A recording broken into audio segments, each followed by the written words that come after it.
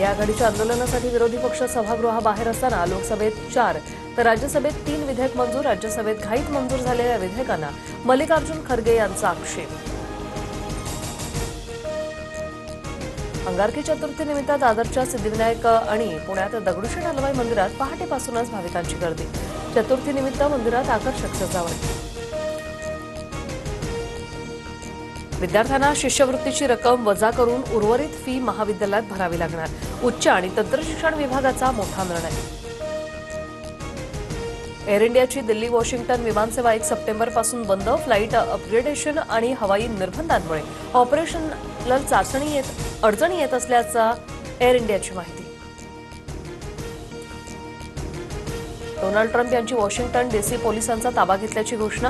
शेकडो national guard तैनात करणार। अमेरिकेच्या राष्ट्राध्यक्षपदाची सूत्र हाती घेतल्यापासून ट्रम्प यांचा निर्णयाचा धडाका। युक्रेनचे राष्ट्राध्यक्ष झेलेन्स्कींची पंतप्रधान मोदींशी फोनवरून चर्चा। रशिया युक्रेन युद्धात शांततेच्या मार्गाने तोडगा काढण्यासाठी भारताचीही तयारी। युक्रेनसोबतचे संबंध अधिक मजबूत करू, मोदींचं आश्वासन।